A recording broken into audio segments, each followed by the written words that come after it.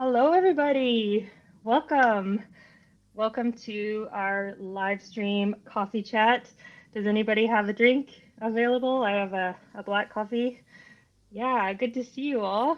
Um, Thank you for taking time out of your day to join us. And I just heard news that there has been a noise in the Fraser Valley that's really loud that a lot of people heard. So if anybody hears what that was or finds out what that is, maybe let us know. And it was all the way from Maple Ridge, Chilliwack. Yeah, don't know what it was. But anyways, welcome. And it looks like we've got a lot of people here. So just gonna say hi to everybody here. We've got um, Jeannie's here in Ontario. We have Thorhaven Farm in Quebec. Good to see you. Ripley and Chilliwack's here. Awesome. CR, another Canadian. Creative Redundancy. Good to see y'all. Okay, so um, I'll just introduce our channel. We are a Canadian channel. We're also linked to the United Kingdom and Australia. We're a pretty new channel. And my background is I was a backcountry paramedic for a while, a geological scientist. So a lot of times mapping and we're working in remote parts of Northern Canada, United States, Australia, New Zealand, stuff like that. And then, so that kind of got me into, the remote work, survival stuff. So, these things kind of tend to intersect and make somebody more into the preparedness-minded individual. So that we have some amazing channels here. These are all well-established channels. So lucky you had some time in your day. We've got ShadowScoutSwede over in Sweden, and we've got our two American friends down the bottom. We got Titan Preparedness channel and Texas Surplus Pro, all channels that are like among my favorite channels. And everyone's gonna take a moment and talk a bit about their channel. But if you follow Texas Surplus Pro like I do, you rarely get to see the face behind the channel. So we are so lucky to have you here, all of you. And we did link in the description box all the different channels. So please definitely check those links out. Follow these channels if you want to learn a whole variety of things about preparedness. So, Shadow, do you want to go first? Sure. My channel is about prepping and survivalism and some outdoors. It's not that much outdoors as I would like to, but it is what it is. Mostly about prepping, as I said, and I do reviews on gear. Well,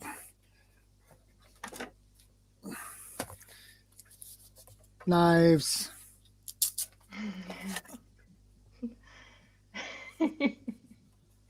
Colombian Raptor machete. I did a video about that one. Um, and I do review some books and basically necessary thing a prepper can have use for.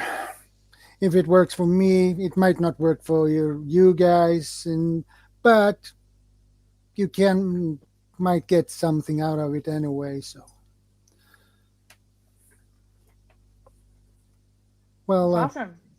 yeah, I think that is enough. Okay. Um, Brian, you want to take a minute and talk a bit about your channel? Sure. So Titan Preparedness, much like ShadowScoutSwede, we're a prepping channel, but we are common sense prepping. Things that you need for a house, things that you need for home. Um, it's cool if you want to build a bunker out back. If you've got the funds to do that, all for it. But family prep, me and the gentleman that joined me on this channel, we all have kids, and so running off to the woods might not be best idea, but how do you prep for a hurricane? How do you prep for, your local flooding that you had a month ago, Van City? And so just common sense like that, like what do you carry in your vehicle? Get home bags, bug out bags, things that would keep you alive in I don't want to say a small emergency, but a not apocalyptic emergency, I guess is how I would put it. And one of the things I really appreciate about your channel is you do try everything out. You know, open it up, try it out. You get in that hammock, you go for the 10-mile hike with the pack on, do all that stuff, and talk honestly about what was good, what wasn't good, and don't hold back. So anyone who would love to see those types of things, please check out Brian's channel. And then Texas Surplus Pro, good to see you. Yeah, thank you for having me on today. So my channel, I focus often on current events, how that affects us, how that will affect us as preparedness-minded individuals. Occasionally I'll do gear reviews. One of the big things I used to do a while ago is legislative updates regarding the Second Amendment in the United States and at the national and state level, because the way things play out here on our soil, you can have, decent laws one state over, and then you travel somewhere else, and everything that you just brought with you makes you a felon. So it's a real big headache for sure if you're trying to stay within the letter of the law. So that's something I focus on a bit. And then gear reviews, fire reviews periodically. And I've got a few things in the can and a few things I'm working on. I'm actually in the middle of moving right now. So there'll be a slight break, and I might vlog a bit on the journey and talk about some of that stuff on the way. So That's awesome. And what approximate region are you? I'm in the Northeast United States, and I'm moving to the Southeast United States. Nice. Oh, that's really, yeah. Well, I'm sure everybody would love to see some of your vlogging if you have time to do that. Yeah, probably so. Yeah, I think, and it's an interesting one because there are many places I'll be traveling with, well within federal law, but as long as you don't stop and you're transiting, there's certain protections with things that you're transporting, and as long as you don't stop for what they consider to be like an inordinate amount of time, you start getting kind of tricky, even if you stay in a hotel overnight, if you have certain things with you while in transit. So, I may cover some of that as I'm going along too. Oh, it looks like Ripley has a question here. Thanks, Ripley. Ripley's in Chilliwack. She's an established prepper, knows all sorts of things, obsessed with seeds. So it's good to see you here. So she's asking about entertainment for off-grid, books, CDs, DVDs to run off battery for grid down.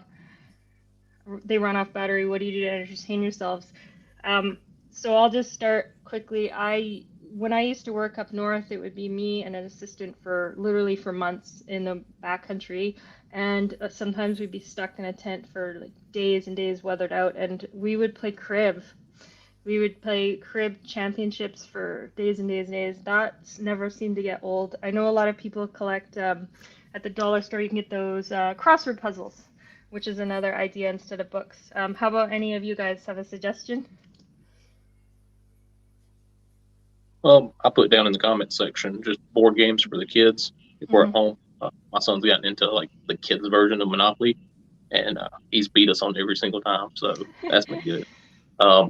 Card games, especially when I was active duty Air Force, couldn't have your phones, couldn't have tablets or nothing like that. So we would sit around, play spades for hours on end. And then of course books. If I'm at home and I can keep my power station running, I can run a TV, DVD player type thing. But if you're in the field, it's completely different.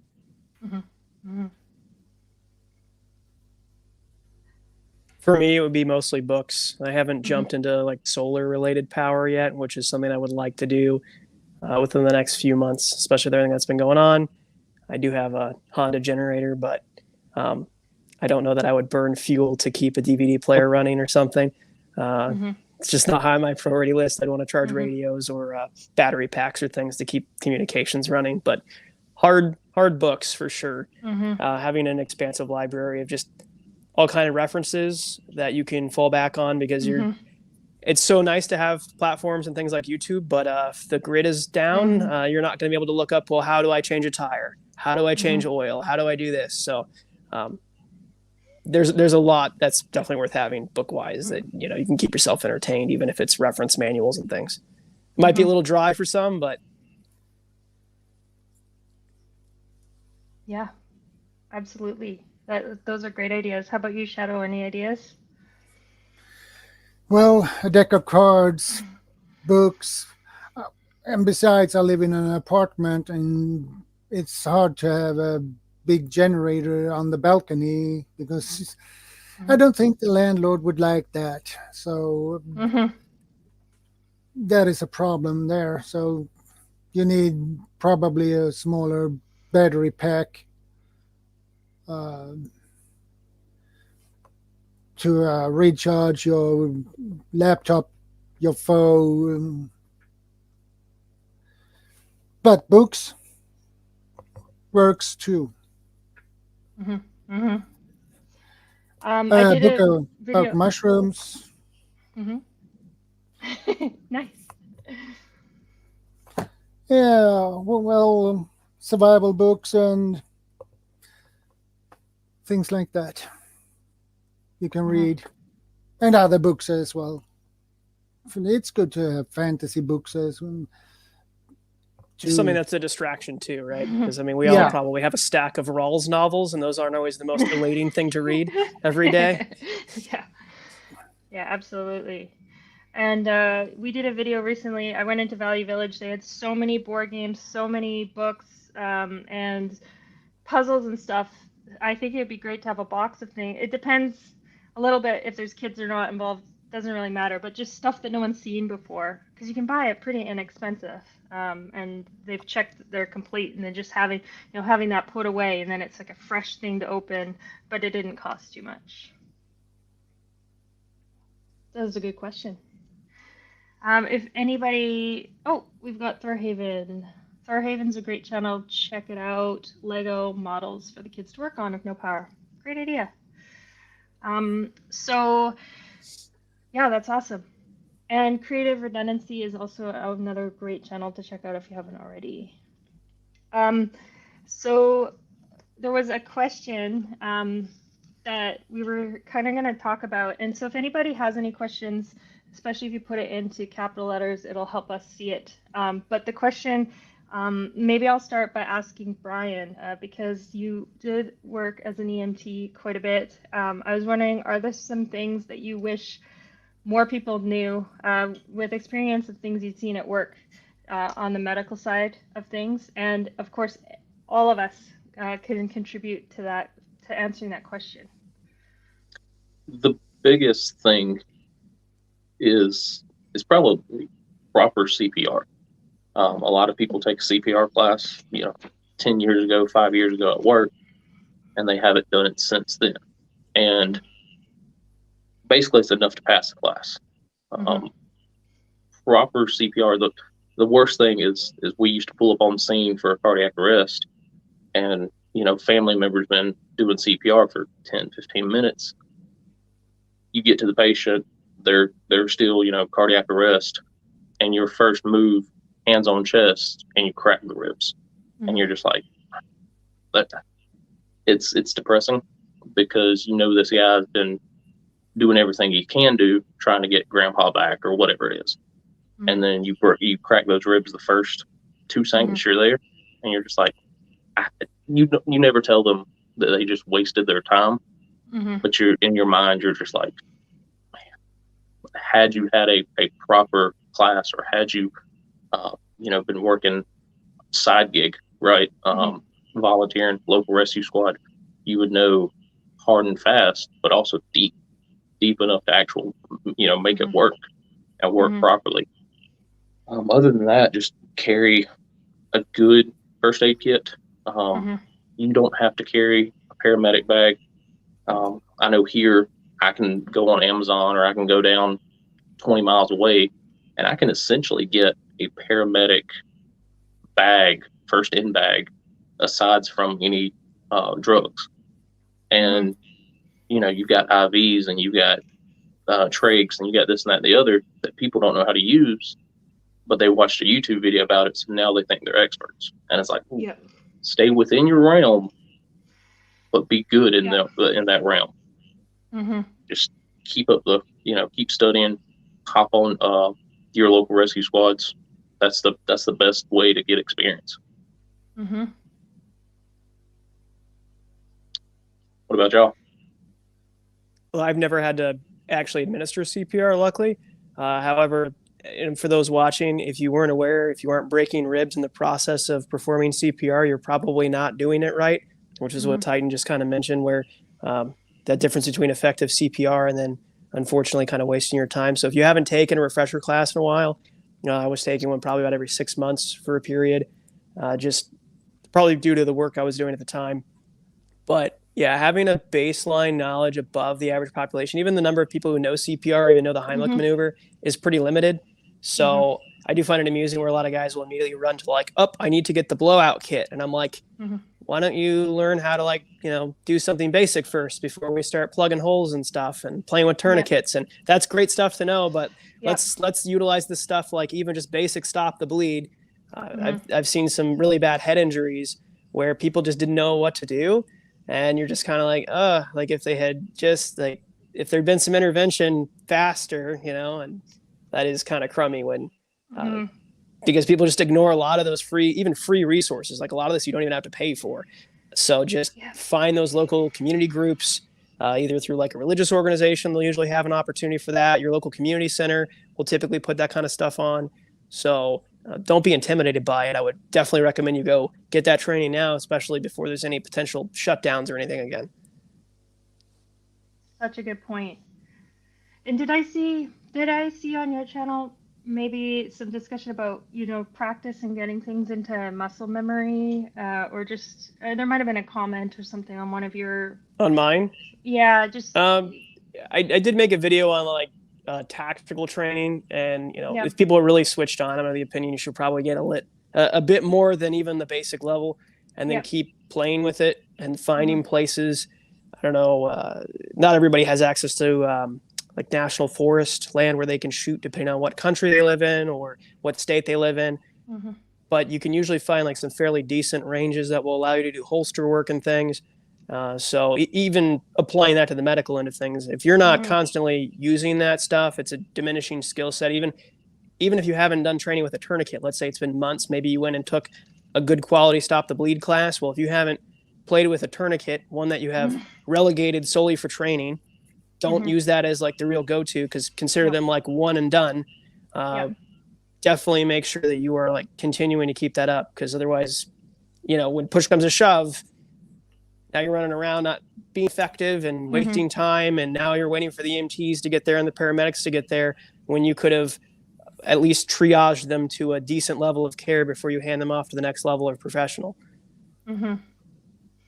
Yeah, no, absolutely. I do see a lot of tourniquets mentioned in prepper videos, supply kits. You see people talking about supplies to get, and I mean that's one that I mean, I won't get into it, but it's not always the first, it's not the first thing you usually try. And there is a technique, and you don't, having one in a first aid kit, if you don't know how to use it, like I'm pretty nervous about that. So, oh look, we have one more person to join in here.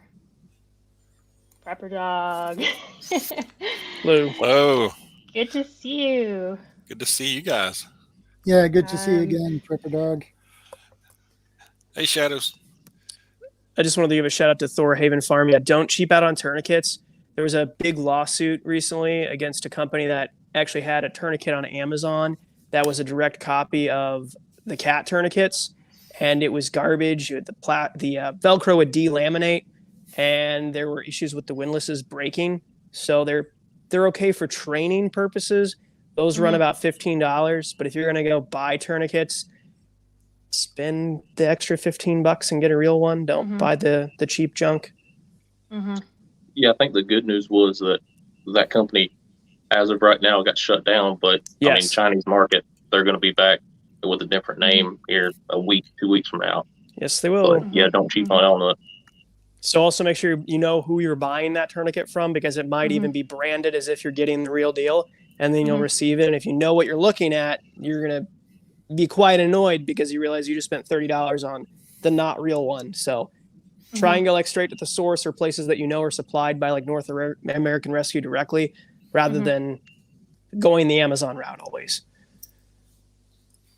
Yeah, exactly. And I mean, know also like what country you're in, because for example, if you're in Canada and you help, which hopefully people will try to help, but it really depends where you're located, because your own, obviously your own safety is number one.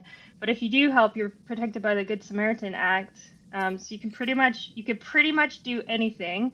If you're certified, you actually have to help, or you can get in trouble. But if you go outside of your scope, you'd obviously get in trouble. But I know in the States, if you help and you cause problems, then you can actually get into trouble, I believe.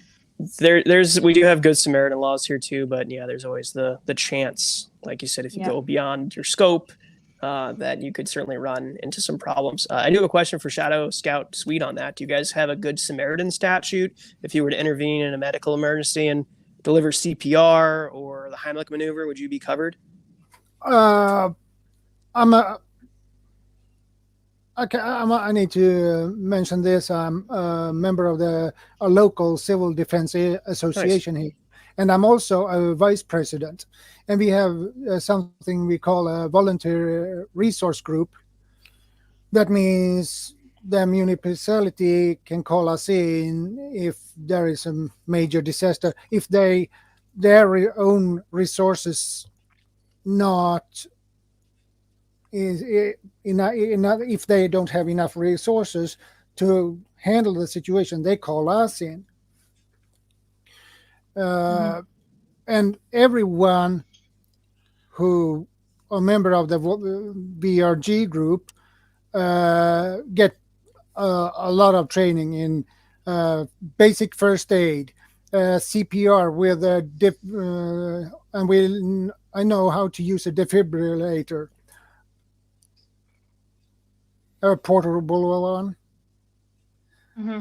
which is basically in the CPR. Back in the 80s or 90s, the defibrillator were not included in the CPR. It is now. So I know how to do that. And we teach also the Heimlich maneuver as well. So that is included in the basic first aid and we get extensive training.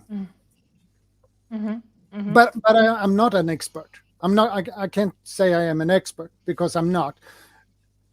And the sad thing here is in Sweden compared to US has something more extensive training. You can, as a private regular person, go take a class in how to stitch up someone. But here in Sweden, you can't do that. That's they don't teach that. You need to go to a school and study to be a nurse or a doc. So there's no private training providers outside that are willing to demonstrate some of that stuff on pig feet or anything? Nope. Huh. Interesting. They don't allow it. So it's illegal even for someone to because they say a regular person should not have that knowledge.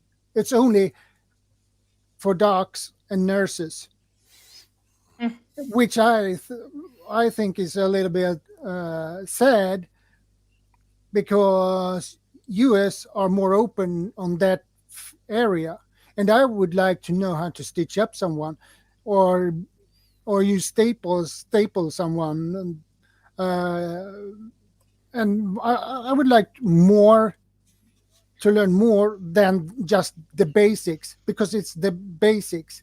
And why don't take it one step above that to another level? And when you've done that level, why don't you take it a little bit more higher? Because that would the society, they will win on that. Well, if there is house or thing that has just fall, basically, and you find someone that has a bad wound on his leg or thigh or whatever and bleeding profusely, and you know that need to be stitched. Mhm. And if you don't, and you call the emergency, and we can't be here until 3 hours. Oh yeah, that guy would be dead if you don't do anything. Mhm. You need to stitch it. You probably need to stitch him up. So I see it's a huge drawback here. They are so conservative. I don't like that. That's why I like the U.S. more, because they accept that, and they can teach. A nurse can teach a regular person to stitch up someone. That's definitely also a diminishing skill set. I took Dr. Bones and Nurse Amy's suturing class many, many moons ago, and probably 7 or 8 years ago now. And if you put a pig's foot in front of me and asked me to do it now, I would very much struggle to get through that. So that's, if you're not doing that all day, every day, it's definitely worth doing a refresher if you're able to get access to that level of training. Absolutely. Oh, I wanted to take a quick moment and jump down to say hello to Prepper Dawg. Prepper Dawg, did you happen to catch the intro? Did you hear about these channels? I know you've met some of these folks, but did you happen to? I didn't. No, I was Yeah. kind of late coming in. Yeah, so no problem. the day gets away from me. Yeah, But no, absolutely. sorry. Yeah. No. But yeah, I've met ShadowScoutSwede, but Mhm. the other two guys I haven't. So this is the first. Good to see you guys. You as well. Yeah, these are two really well-established channels in the United States. So same with Prepper Dawg. So for anybody who's listening in, definitely you can find all the links to all the channels in the description box. Please check them out. I would definitely suggest subscribing to them all, because everyone has really, really great, useful content. And Prepper Dawg, well, I think it was 2 videos yesterday. Current events. Yeah. You don't need to watch the news if you follow Prepper Dawg, honestly, and it's funny, and it's just great. So, is there anything you could pass along about your channel, so that anyone who, I'm sure they've seen your channel, but just in case they haven't? Yeah. I'm not quite a year into this, but as far as the channel, is concerned, but I've been in a prepping kind of mindset for, 20 plus years, really. So I just decided to make a few videos about a year ago. I didn't think it'd go anywhere, and started growing, getting traction, and here I am. But no, I do cover a lot of current events, a lot about how we can prepare for things that are coming up, especially the world we've been in, that we're in now, or we've been in for the last 2 years, especially. So that's mainly what I focus on, is just basic preparedness from short term to long term, all kinds of things. Mm-hmm. So I try to bring a little humor in it, and from a Christian perspective as well. So definitely approach everything that way. Mm-hmm. Well, that's great. It's always a pleasure to hear those videos. And if we were to continue on a little bit with this topic of, things people can do, there is a big focus on kits and supplies and stuff like that. But taking courses to I think another with... way to get access to some of this stuff, potentially for those of you who are overseas, like ShadowScoutSwede said, they're limited in what they're able to get training on at his level. But I'm sure Canada, the United States has CERT, which replaced our civil defense. And that's a good resource for training, possibly meeting other preparedness-minded people who might be outside your normal circles that you would run with.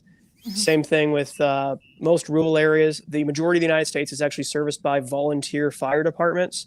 So they might have like a couple paid guys, if even, and everybody else is a volunteer. So that's a really good resource for medical training, You'll get access to emergency communications, which could be pretty useful, obviously, for a number of reasons. Mm-hmm. And you'll be aware of what's going on in the community, typically well before anyone else will be. So Mm-hmm. those are really good resources to look into, as well as just kind of building that local network, especially, again, anyone who's in Europe, with all the weirdness going on there, the more tied in you can get to like a fire department or civil defense related stuff right now would likely be to your benefit. So you have a better snapshot of what's really going on versus what the TV says. Mm-hmm. Yeah, absolutely. And then in terms of Canada, just, if there's anyone who's listening in Canada who's never taken a first aid course, for example, you can take an emergency. Of course, the more courses, the better, but it would start with the lowest thing you can do is a 1-day emergency first aid course, Red Cross. If you do it through the Red Cross, it's accepted across the world. It's internationally recognized, whereas we have other groups and companies that are Canadian only. So the Red Cross one's good. I used to teach all the levels of Red Cross. The second one would be a standard, which is a 2-day, or you can take what's called a level 1, which is also 2-day. Level 1's more for industry, standard is more general. I would be, to me, the bare minimum thing you'd ever want to do. The next level is level 2, it's a week. And then the next one's level 3. So people who work as like an industrial first aid attendant, they'd be a 2-week one.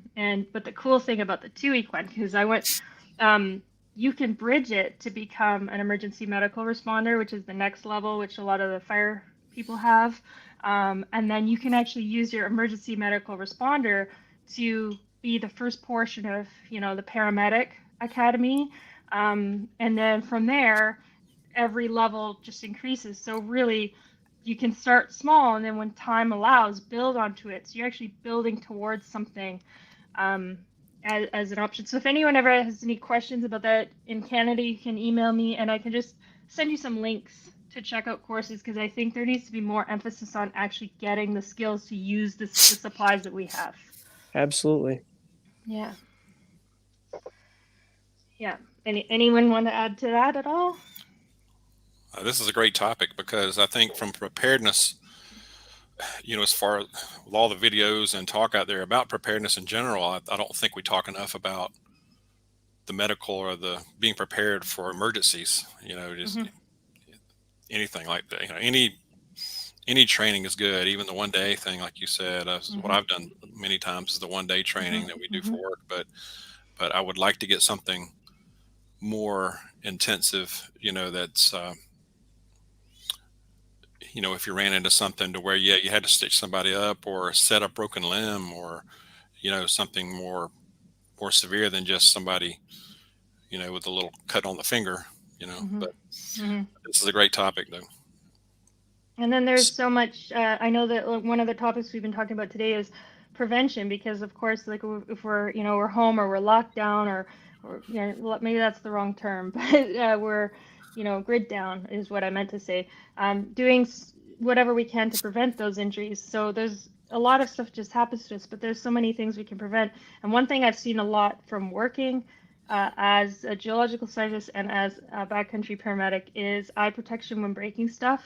One of the things you do when you're looking for rocks, no surprises, is use a sledgehammer to break the rocks open to see what's inside. So you can imagine like old school prospectors going around with a big hammer.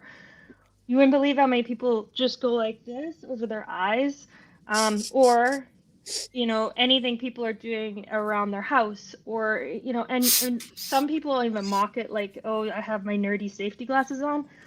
Wear safety glasses is one suggestion I have, and if anyone has any additional things to add, that'd be great.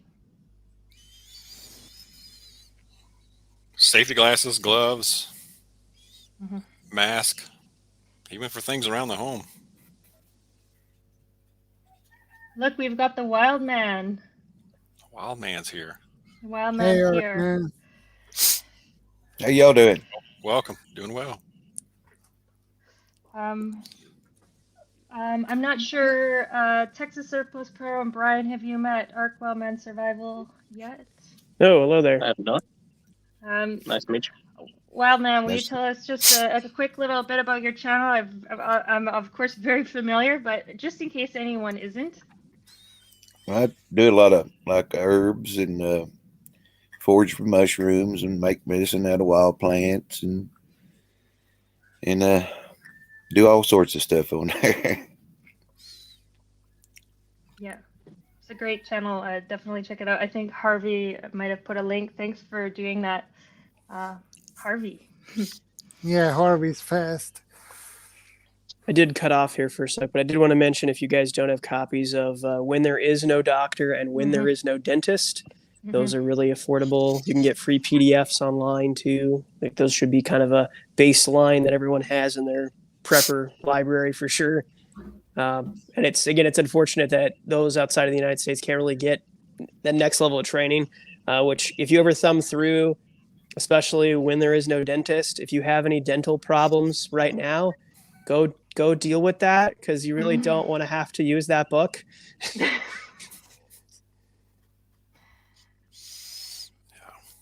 One thing that y'all were talking about with safety, we just had a winter storm not too long ago. People are out using chainsaws. People buy a chainsaw, Lowe's, Home Depot, and they don't take them out of the box until it's time to use them. And then they might use them once a year, twice a year.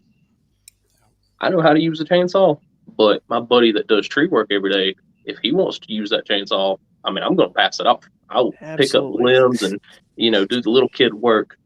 But because he's got the chaps, he's got, the big helmet, he's got everything to go along with it.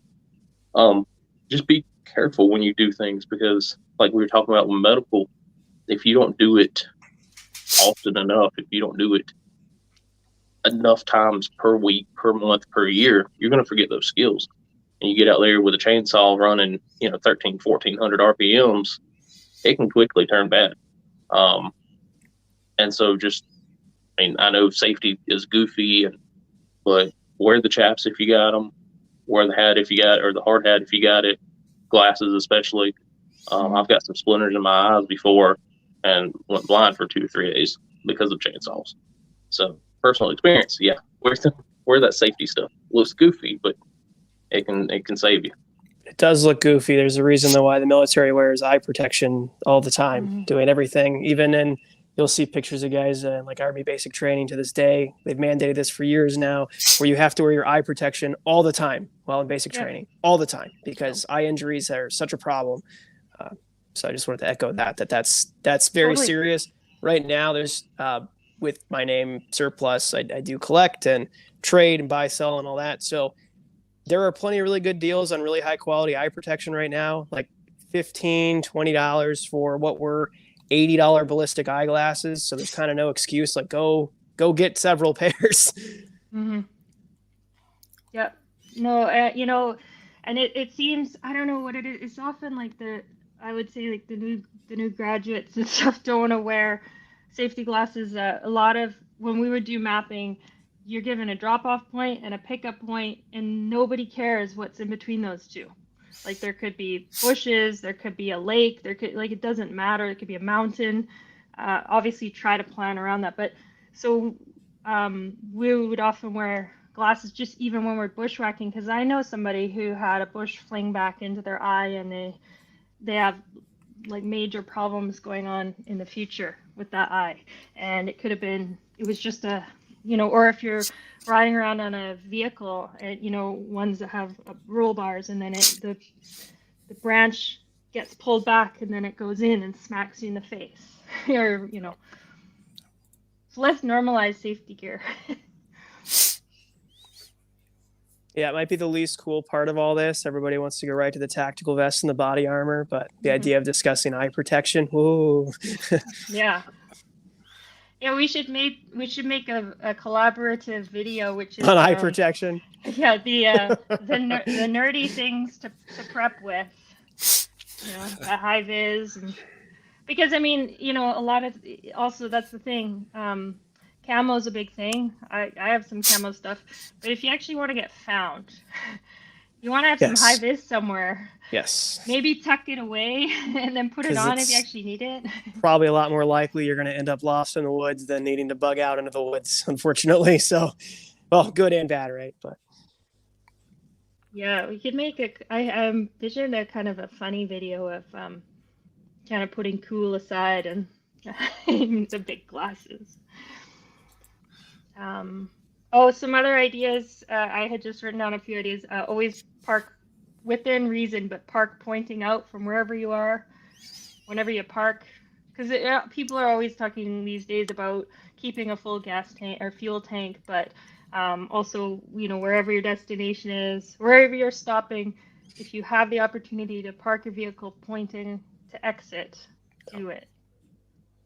Definitely. Tactical parking. Yeah, even if it means walking further. Like if you're going to the shopping mall, parking way away from the entry to the store so you can actually get your vehicle out if suddenly everybody needs to exfil for whatever reason. And here's another unpopular one, is wearing footwear when you're working with the barbecue, because it's summertime. You got the tunes, you got your non-alcoholic beer, whatever you're drinking, and then all of a sudden you drop your instrument on your foot, which I have attended to that, and you actually sever an artery. Wear some footwear, as uncool as that is. Definitely. Yeah, never fry bacon naked neither. So Pardon? Said never fry bacon naked. Oh. No, not a good idea. Is this one you learned the hard way? Have an apron. No personal experience on that one. Just make sure you have an apron on. Yeah. Ripley had a good question about insecticide for bugs. There's plants you can use, like the what is the berry's name? Oh Lordy, purple berry, honey, beautyberry. You can use extract from the beautyberry leaf for mosquitoes and for insects. Just rub it on you. You don't want to mess with chemicals. Yeah, that sounds good. And of course, bug nets for your head. Head netting. Bug jackets. Like always, just have everyone should have a bug net in their bag if they are anywhere near bugs. And then I know if you're able to build a fire and it's safe to do so, the smoke from the fire normally, at least for our mosquitoes and stuff, it'll keep those away pretty well. Stand in the smoke for a minute, cover your mouth, cover yourself in that smoke. It'll at least work for a little bit. Yeah, it does work. Yeah. Make you a little smudge bucket. I did ask Mr. VP some ideas because he spent a lot of time in the Australian outback working, and he said, this is such an obvious one in a way, but a lot of us don't do it. Is try not to squint, wear sunglasses to protect your eyesight, but the right sunglasses, good quality sunglasses. Yeah.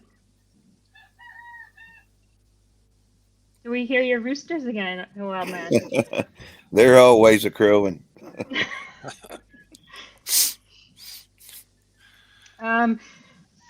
The other thing that I don't see too often is considering owning your own AED. I like the FibTech Lifeline. You can buy it in Canada if you know how to use it, obviously. But that one's pretty good. It's actually a question too. I don't know how many people watching outside of North America if AED purchasing is controlled or not.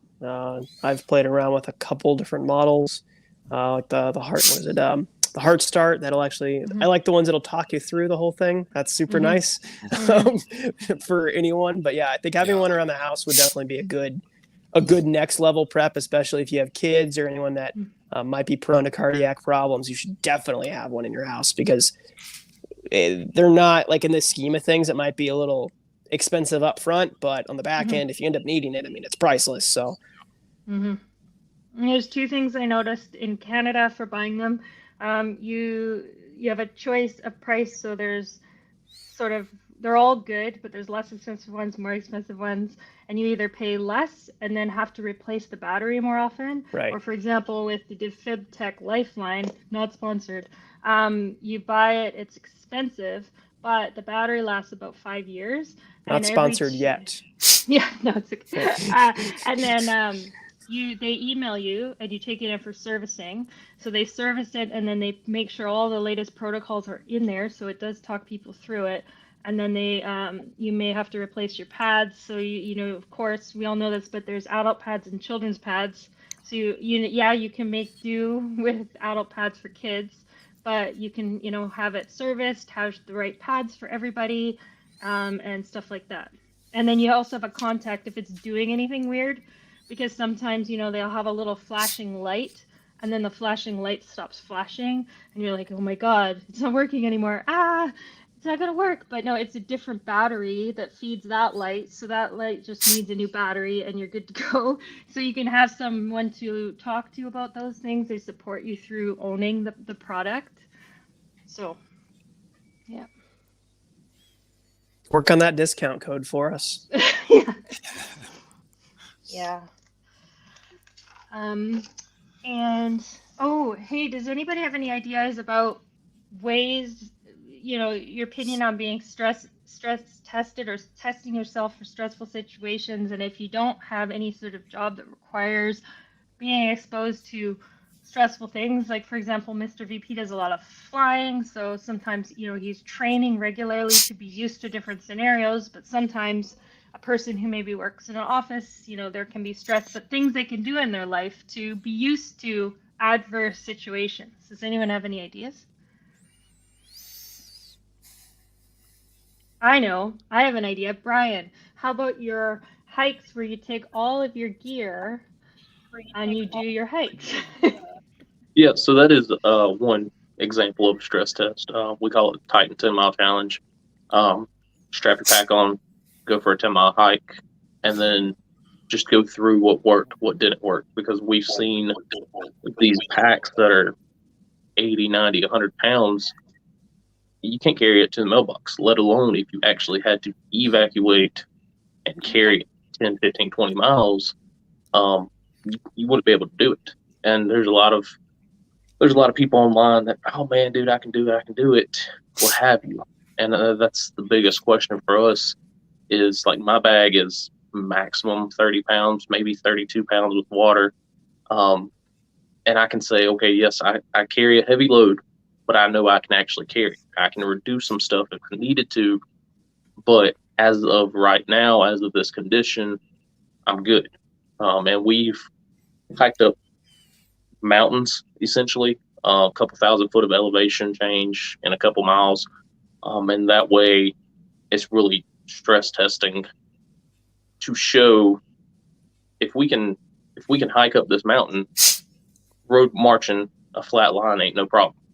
Another stress test example, we recently got hit with a snowstorm and we just kind of readied ourselves.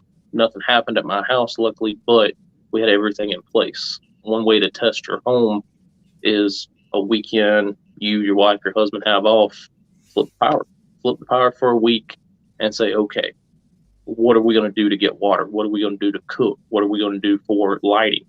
We talked about all these safety features and wearing glasses and stuff. One of the biggest overlooked items is light when it comes to power outages, when it comes to grid down scenarios. A lot of people don't want to light their homes up, which I understand, but so many injuries can be prevented. You can't prevent an injury if you can't see an injury if you don't know what you're fixing to step on or what's in front of you. And so if you can light up at least the area in front of you, headlamp, flashlight, even turning it towards the sky and lighting up the room, being able to see that danger before you get there. So that's another way to stress test. Cut the power off for a couple days, a week, because real world situation, hurricane, tornado, snowstorm, flood, you don't have the option. And same way with your bag. If it's time to go, it's time to go. You can't sit there and go through your bag and say, well, I need this, I don't need that. And you don't want to leave a trail of gear that you've dumped every 100 feet. So get out, test your bags, test your gear, and even test your homes. I think on that too, besides just the testing yourself physically and mentally, and in that extent with getting out and using your gear, finding out if you hate your gear, figuring out what is actually useful once you get out there, whether or not you need it. Scenario-based training is huge. So if you can, even with your mutual assistance group, if you guys are a member of one, having people role play through different scenarios, be it a medical emergency or a use of force type event, and you don't even need munitions or anything. You can use, blue guns if you are inclined to, or airsoft, or even, finger guns, whatever, right? If you're really budget conscious on that end of things. But once you role play through some of this stuff, when you actually encounter it for real, it is very true. Your mind has already been like, oh, I've dealt with this before. I know exactly how I'm supposed to respond to this. And having been through quite a bit of that training now, I found it very eye-opening when having to deal with anything that was kind of dangerous, where I was like, oh, I've done this before. And I was way, way, way calmer than I would have ever expected to be in those situations, especially initially. So I would definitely recommend working with others in your community, finding some more like-minded people to kind of play through some of that stuff. That way you're not confronted with these type of events for the first time. And that's the only time you've dealt with it, because that's when you start getting people with the deer in a headlights type situation where they just shut down. One event comes to mind offhand. There was an attack at a grocery store in Boulder, Colorado, and a citizen journalist decided to be enterprising and go in there with a cell phone camera while it's still going on. And there was a store worker standing by the front door, and he's like, is the guy still in there? And the guy is just frozen. He's like, yeah, I think there's still, just speaking how I'm speaking. Yeah, I'm pretty sure he's still in there. And he's just standing, could not even move. Like he was just frozen. So get some high stress training, even just lightly jogging, let's say, or getting your heart rate up a bit before you, do some shooting at the gun range or whatever. Anything you can do to take your heart rate up a little bit would definitely be beneficial in the long run.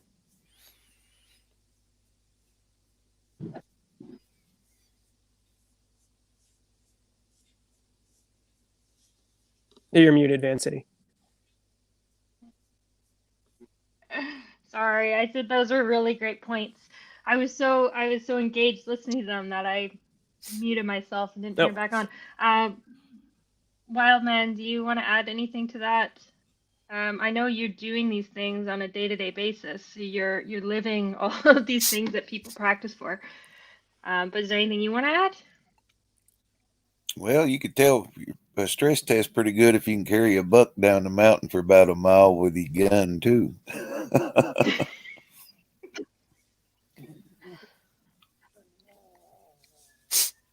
That's pretty funny. Prepper Dog, anything you want to add? Anything you want to add? No, I think that's a great point made by Titan Preparedness. It's anything we can do to increase our physical fitness, that's the best. Even if it's just getting out and moving, doing something every day to get our heart rate up, even if it's just walking. Mm-hmm. Start somewhere. Mm-hmm. Well, I often experiment with, I'd say, going without certain foods that, are so abundantly available in our society, and definitely not recommending anything like that for people. But just, I think, there's so many great videos out there about foods that people prep, and a lot of people have really great, interesting things to eat. But there can be a bit of a shock if a person doesn't have the amount of food or the availability of certain foods if things were to change. So somehow getting used to that, however that might look on an individual basis. I know walking my dog, both of my dogs, getting them out and walking them does it for me.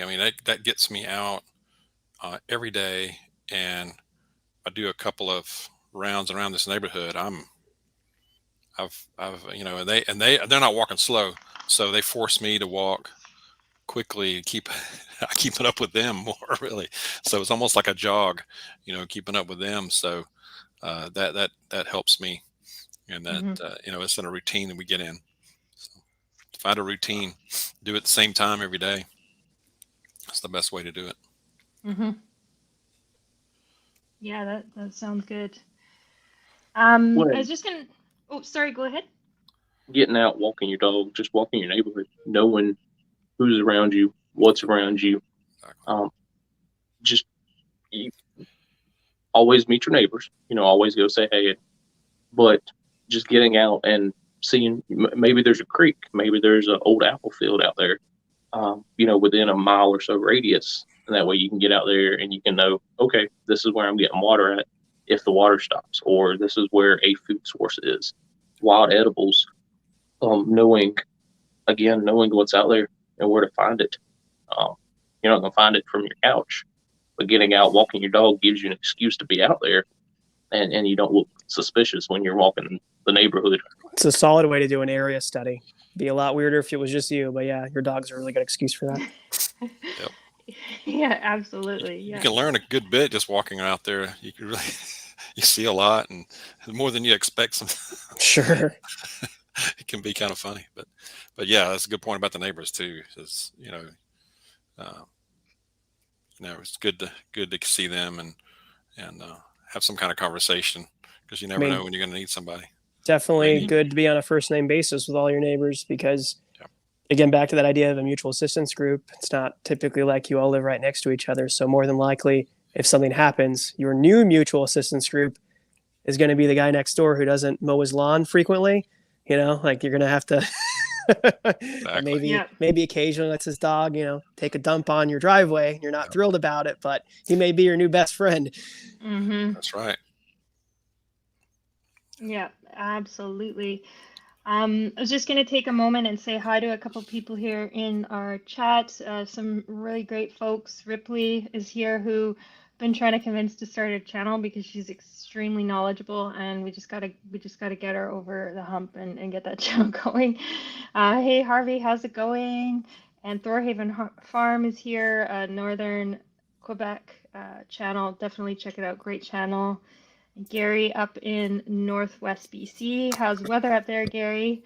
Creative Redundancy, an awesome channel. You can also find CR on Instagram.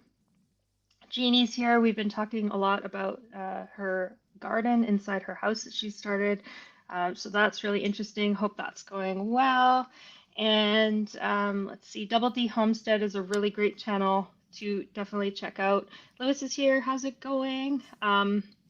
Anyway, and Patty's Southern Kitchen and More is a great channel as well, and we've got to get you up here for a live sometime soon, Patty. So check out those channels, and then of course all the channels that are on this chat are in the description box. Just subscribe to them all, because you will not be disappointed. I learned so much from all these channels, so definitely check them out. Did anybody have any questions for anybody in the on the panel? You could just type it in the box and we'll be able to answer.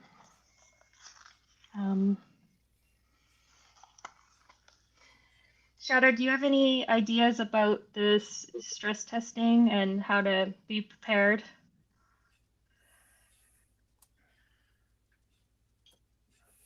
Well, I guess there are different methods to do stress tests. Let's say the best example I can come up with at the moment is a bug out situation. You said, let's say you have 30 minutes to get out of your house or apartment, and you need to pack what you need to manage from your apartment or house to point B, or a meeting point, or a rally point. So that would definitely put everything to the test, especially if you have kids. Oh yes. Cats, dogs. Well, and you need to get their packs. They need their stuff, and the cat and dog need their stuff, and mom and dad need their stuff. So, well, if you have 30 minutes, that puts a lot of stress, and you have those 30 minutes. Which is a very realistic scenario to play out. Even if it's not, we can go to nuclear attack, right? But you might have a wildfire, and you might have minutes. You might even be a mandatory evacuation. Do you have a box set aside with all your insurance paperwork, copies of like all of your wedding photos and family anything that's really like irreplaceable? And then, because you may be spending several minutes trying to wrangle your pet, right? Like maybe they don't want to go on the leash, or they don't want to go in the crate. So you're not leaving them, right? Like they're, part of the family. So yeah, I think that's a great thing to practice. Set a timer, see how long realistically it would take. I did that experiment a while ago with my the converted cargo trailer into a little RV rig setup, and I wanted to see approximately how long it would take. Like if I was to take really everything with me, right? All my firearms, food, ammunition, an hour and a half realistically. Like it was a joke. Like if it was something like if I had a full day, like I knew, let's say EMP, right? I've got 24 hours. All right, I'm going to take my time. I'm going to load up everything. But if it's something really rapid and dynamic, then no. I mean, I might grab a few firearms, a couple extra mags for them, and food and cats and the wife, and we're done. Like we're out, So Yeah, absolutely. What do you think, Brian? Because I feel like you cover this sort of thing a lot in your videos.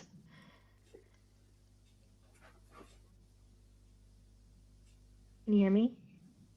He's muted himself. I think he might be frozen too. Oh yeah. I don't know. I I like what he had to say as far as getting out with his packs, and I'll definitely check his channel out because that's just so huge. People really like until you put all this stuff on. Like I've seen some people's loadouts here on YouTube, and even just talking to other people who are a little more switched on. Even my plate carrier, I've got 3 magazines on it. That's it. Like I'm not going to go out into the woods, if something was really cataclysmic happening with thousands of rounds of ammo, because I'm not looking for trouble. You really underestimate even 5.56 like that, plus all your survival equipment and plates and everything else is just it's not comfortable or easy to wear for long periods of time. And even if you're having to move through an area kind of slowly, like that's even going to be worse, just because you're kind of having to stand and then move a little forward. It's just, it's not, unless you're hardening your body to do that, don't think you're going to be able to do it when you need to. And it would be best to kind of even just scratch that off of like a list of realistic things for you to even do. Absolutely. And I know Brian on the Titan Preparedness channel has made some videos that are called inviting other channels to do this challenge, and document it, share it with the community. What idea a lot for you? I think we could all do it. I feel like our Ark literally does it every day, but we could all do it, and I'm sure we all do it in our own way, but do it actually and document it and share it with the community, and maybe it goes super well and it's just this huge success story, or maybe there's a couple things that could be changed, but I love the idea of sharing it based on that idea. Yeah, absolutely. I'll definitely have to look into that. I was thinking about creating some type of fitness preparedness challenge and just tagging a bunch of larger channels and kind of building off of that, just so we can kind of get people thinking a little bit more about that into things too. Because I always harp on my channel too. Like, we're always preparing for something typically kind of cataclysmic, but like we're all going to get older. We all keep like that's a certainty, right? So we can prepare better for that, and hopefully stave off a lot of illnesses and things that are preventable by staying reasonably fit. Yeah, like 100%, absolutely. I mean, and asking ourselves what can we do within our own limitations, because some people have disabilities. Absolutely. And but there could be, maybe there's something, whether it's a mental work to be doing or physical work, or and I I would love to be involved in something like that and just, try it out, and just the honesty of all these people trying these different things and sharing it and getting resources from each other, I think would be really cool. Yeah. And I know Guardian Prepping, who isn't here at the moment, but great channel if anyone's listening. I know he also talks quite a bit about the fitness piece. That goes right back with the eye protection. Nobody wants to really touch that one. It's just like, it's like, wait a minute, hold on. Why isn't there tactical gear in this video? Why are you like lifting weights? Oof. Yeah. And no, exactly. It's all part of it. I mean, it just makes our bodies more efficient too, right? It makes us and just handle injury our food recovery better. too. Yeah. Like you look at professional athletes or amateur athletes who end up with internal decapitation, and they live, and then they're able to regain still some of their mobility. Like if that happens to most normal people, that's usually not a positive. Like there's no good ending there usually. But I think because they had good intervention right when it happened medically, but then you had that fact that their bodies were in top shape, like your ability to recover from falls as you age. That's just such a big killer of the elderly too. It's pretty scary actually. So it's being able to pick yourself up and move around reasonably well as you age is just, it's so huge. I'm watching some older relatives kind of go through that now where they like have kind of neglected that, and you're like, you can reverse this. Like this is not, this doesn't, I'm not saying, you're not going to look like Arnold. That's not the goal here. The goal is for you to be able to like stand in the shower and stand in the shower and be standing, like that's definitely a real concern as you age. Like that's something that people shouldn't ignore. Absolutely. Those are good points. And I see Harvey has a question. I feel like 2 out of you for sure, Prepper Dawg and Texas Surplus Pro, have kind of been talking about this a little bit in your videos. If anyone wants to take on this question.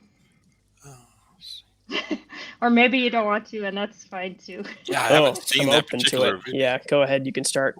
Yeah, I haven't seen that particular video, but yeah, things look like they're moving quickly over there, and trying to leave my opinion out of it. But yeah, it just looks like it's escalating, and it's there's no diplomatic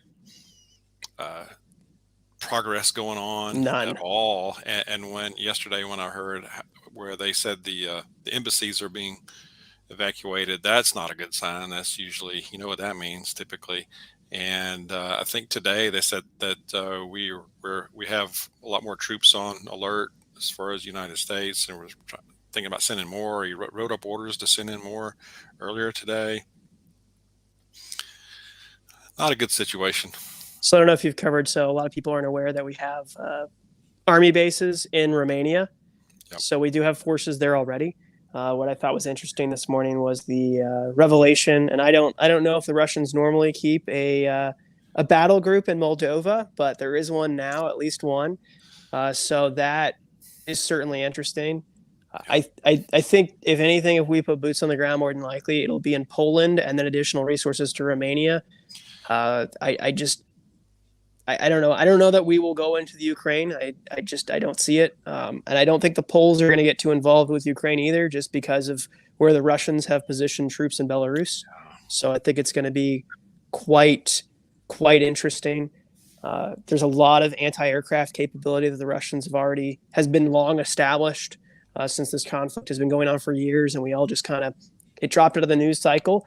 The lines really had not historically moved very much, but now what we're seeing is a lot of troop movement, and I'm inclined to say that this is not a training exercise. No, it's not. No, I agree. I think if we move more troops in there, they'll be in Poland and or Romania. So. Which, of course, always brings us back. It's like, well, okay, how does that affect me in the United States? I think we're about to see a lot more issues with. I talked about this in a video the other day. About more supply chain issues. Magic Prepper, of course, hit on this one the other day. I thought was poignant, was the idea that we may end up seeing price controls put into place on our own market, in addition to possible rationing, which I think is a distinct possibility. And they may not call it rationing because that would be really unpopular, But what they may do is they may, in certain countries, they have the capability around the world to nationalize your food, so they can begin like maybe this week, this area gets this product, and the next week, your area gets that product. So, you might go like a full week if, without cheese or without milk, or like who knows how they'll play that out. But needless to say, now's your kind of your golden window if you're not already seeing mostly empty stores to kind of pad what you've got. I'm not saying go out and panic buy and go crazy, but just do what you've been doing. Buy a couple extra things. This is what, and even if your relatives in your house tell you you're being nuts about this, there's no need to hammer them over the head with it, because they will think that you're crazy regardless of what you're doing. But it will pay itself off in dividends, as I've found over the last 2 years. There are not only a lot more people watching these videos on the internet, but there are a lot more people who are more receptive to this type of stuff. Who are a little more aware of like, yeah, wow, our supply chain is super fragile, and that just-in-time thing is no joke.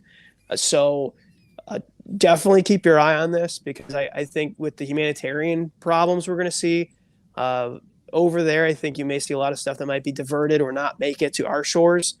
So yeah, like I just would keep, like I said, keep doing what you're doing, keep putting stuff back that you actually eat, and maybe some stuff that you might be able to barter. But just given like the, again, not trying to get political here, but looking at like approval ratings and looking at the American economic situation, one of the best ways that governments in that situation tend to get themselves out of that predicament is to get into a large war. So there may be some type of event that we see that will be like a rally cry of pro-Americanism, and that will be used as justification to enter the conflict beyond weapons dealing. Yeah, I agree. Yeah, now's the time. It is the golden hour to top off those preps, your perishables. Make sure you stock up. Just like I said, keep doing what you're doing.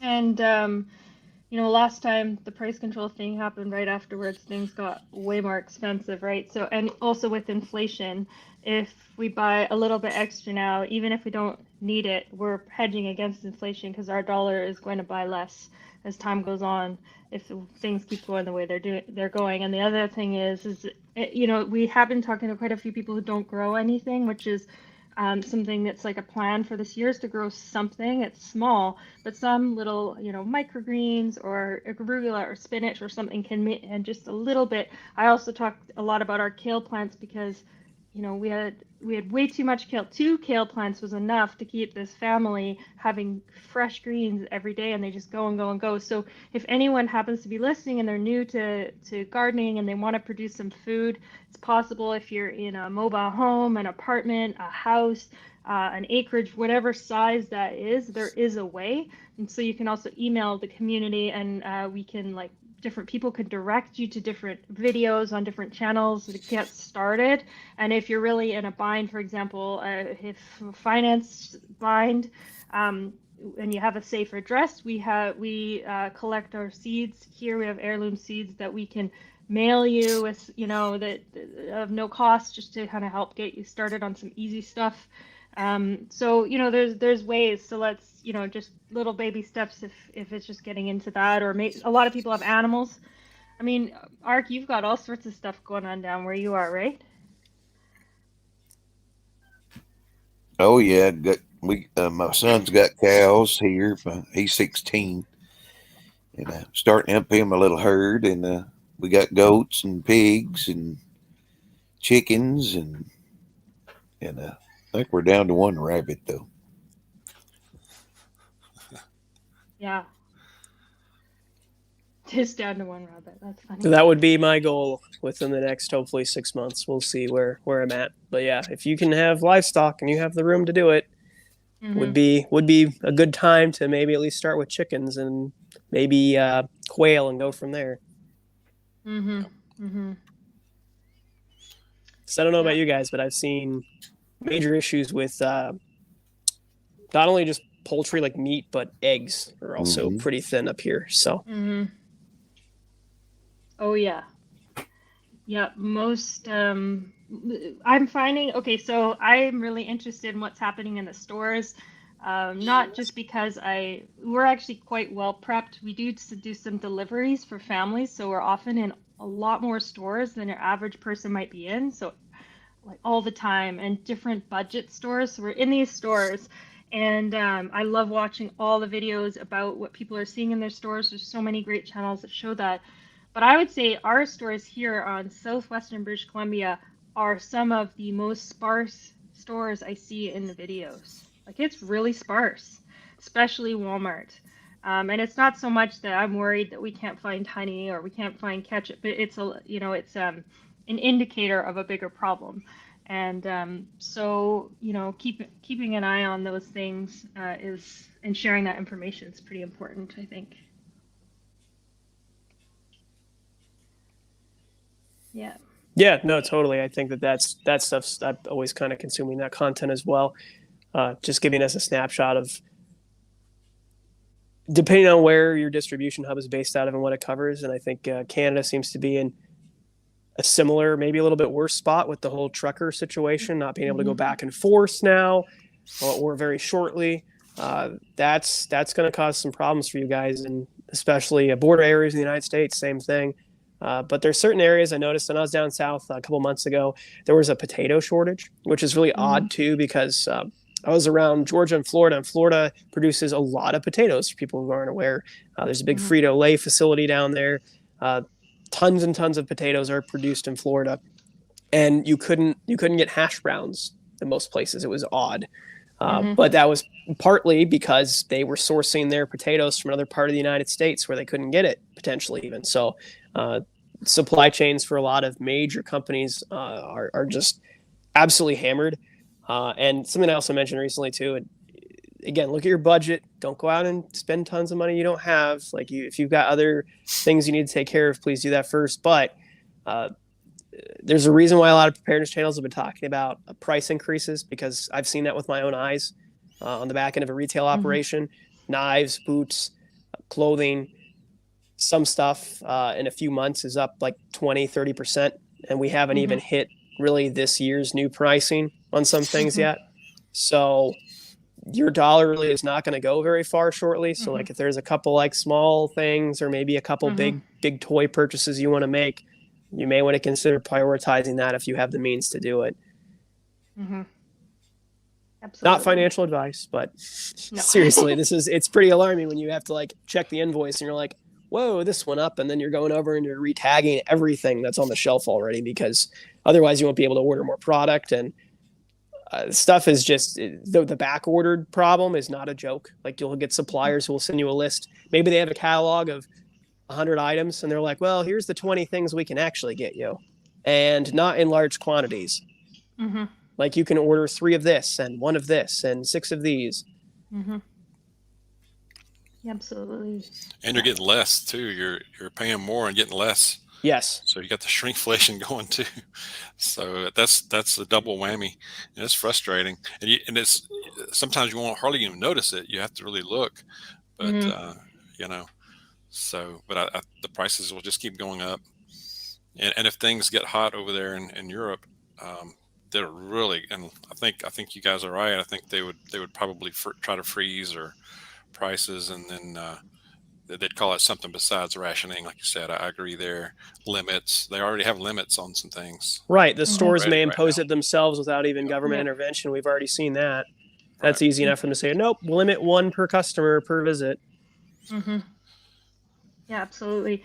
One thing that we've really seen, and if this is not an essential item, but cereal boxes, they're getting smaller here in Canada, smaller and smaller and smaller, so that the family size is just this little tiny box. And we often film it, put in our videos, because it's just so obvious. So the American family size cereal boxes, that used to be our regular sized cereal boxes before the 2008, 2007 through 2012 recession. Yeah. And we were in England, and things in England were the size they're supposed to be. So it was very shocking to see. Oh, that's what the big size box looked like. And yes, of course, you don't need to buy processed cereal, but and also things like cornflakes are non-existent any of the stores around here. And the shelves are just very sparse. And speaking of shelves, I see Nene's Prepping Kitchen is here. It's a really great channel for being resourceful with what is in the pantry and also updates about what the stores have. And that also reminds me that Linda's Prepper Kitchen is also got quite a bit of that type of content as well, in case anyone hasn't seen. So here, I have a question too for Shadow Scout. Since you're so much closer to everything that's going on over there, geographically speaking, I know that some of the governments, Scandinavian ones in recent years, have put out literature to the general population regarding having an expansive pantry. I believe it was Norway within the past week sent 4,000 people notification in the mail that stipulated that the government has the authority to seize your vehicle in a time of war if need be. Is that anything that they've been stepping up, like rhetoric wise, or like conditioning the general population that, hey, we may be dipping our toe into something kind of big here, or have they not really done anything like that? The government have the right to seize the vehicles they need. So if you've got a pickup truck, they could seize it if they needed to move troops around or something. Is that something that would be okay? What, do they have the authority there to boot you out of your house too if they need to garrison the building? No. Okay, well, there's a win there at least. No, not what I know of. Anyway, so. But the cars they can seize. If you have a truck, they will probably seize that if they need it. If you have a truck with a trailer, yeah, they will probably seize that. And they have right to do so in wartime, but not in peacetime. So Van City, that's actually a question for Canada. Do you guys have any provisions that would protect you if you had, for whatever reason, for national defense? Could they take your vehicles in Canada? I don't know. If anyone in the chat knows, please say. I'm not sure. No. And housing, can they kick you out, or do you have full right to your property? I don't know. I mean, I'm not sure because I know when those acts come in that everything changes, but I don't know the details. Because that was a big stink why we got rid of Britain, was garrisoning troops in our houses. So yeah. Hey guys, I'm gonna have to run. Yeah, well actually it's perfect because I think we will wrap this up. Thank you so much to all the channels. Brian, you may have seen Titan Preparedness. And if you have to go, Prepper Dog, we'll see you later. And I'll just I'll definitely make sure to check out all your channels. Yeah, for sure. And I'll just thank you for taking time to have a coffee with us today. And Titan Preparedness channel did lose Wi-Fi, so he said goodbye in the comments, which you guys may have seen. Thanks Harvey for being here and helping us spread the news about some of these channels and doing a little moderating. It's very helpful for us. And of course, Prepper Dog, ShadowScoutSwede, Arkwildman Survival, and TexasSurplusPro. Thank you for taking your time to have a coffee, share this time with us, and the channel links are in the description. Thanks for hosting, Man City. Yeah, I'd love to see you guys again. And if there's any sort of topic that you feel like chatting with a group, let me know, and we'll meet up and do it. See y'all later. Yeah. Until next time. Bye-bye.